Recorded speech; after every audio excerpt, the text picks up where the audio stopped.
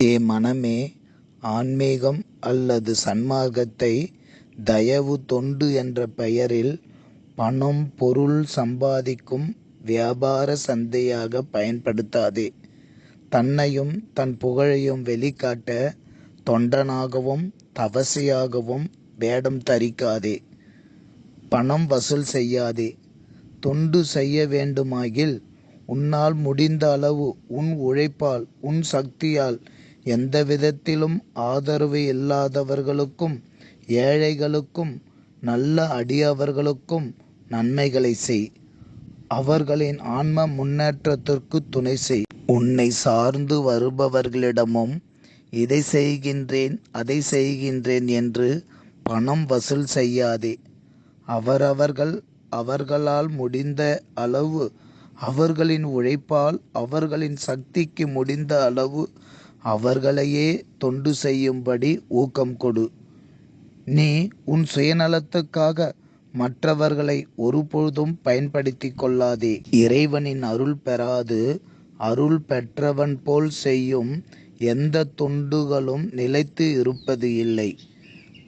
எப்படியெனில், நாம் உண்ணும் உணவுப் பொருட்களும் பயன்படுத்தும் மருந்துகளும் ஒரு குறிப்பிட்ட நேரம் அல்லது காலத்திற்கு பின் பயனில்லாது போய்விடுவது போல அருள் பெறாத சுயநல தொண்டுகளும் தடம் தெரியாமல் இல்லாமல் போகும். மேலும் வினைகள்தான் வந்து சேரும். அதே அருள் பெற்ற மெய் அடியார்களின் திரு தொண்டுகள் ஆகாயம் காற்று போல என்றும் நிலைத்து இருக்கும். எனவே ஏ மனமே, ஆன்மீகம் அல்லது சன்மார்க்கம் என்பது தன்னுள் விளங்கும் இறைவனை உணர்ந்து அவரின் அருளால் உயிர் நலம் புரிதலே ஆகும்.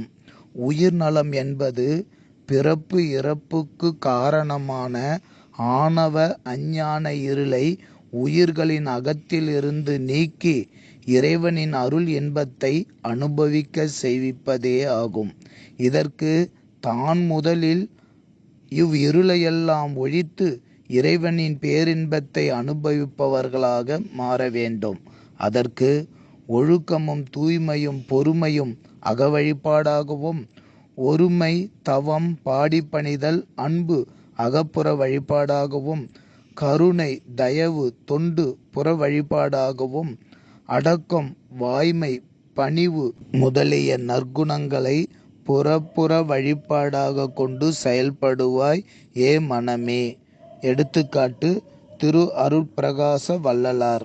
வள்ளலார் இறைவனின் அருளை பரிபூரணமாக பெற்ற பிறகு தோற்றுவித்த சங்கம், தர்மசாலை, ஞானசபை, சித்திவலகம் என்னென்றும் நிலைத்து இருந்து உயிர்களின் பக்குவத்திற்கு தகுந்த அருள் பலன்களை தொடர்ந்து கொடுத்து கொண்டே இருக்கின்றது. ஊக்கம் திருவருட்பா. அருளறியின் எல்லாமாகும் இது உண்மை அருளுற முயல்க என்று அருளிய சிவமே. அருள்நிலை ஒன்றே அனைத்தும் பெருநிலை பொருநிலை காண்க என்று புகன்றமை சிவமே.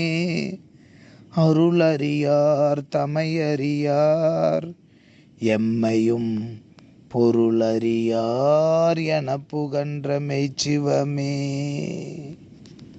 இன்புறலாம் எவ்வுலகும் ஏத்திட வாழ்ந்திடலாம் எல்லாம் செய்வல்ல சித்தி இறைமையும் பெற்றிடலாம். அன்புடையிர் வம்மினிங்கே சமரச சன்மார்க்கம் அடைந்திடுமின் அகவடிவு கனக வடிவாகி பொன்புடை நன்கொளிர் ஒளியே. புத்தமுதே ஞான பூரணமே ஆரணத்தின் பொருள் முடிமேல் பொருளே. வன்புடையார் பெற கரிதாம் மணியே சிற்சபையின் மாமருந்தே என்றுரைமின் தீமையெல்லாம் தவித்தே. தொண்டாலப்பனும் தேடும் துறையால உலகால சூழ்ந்த காம பெண்டால திரிகின்ற பேய் மனத்தீர்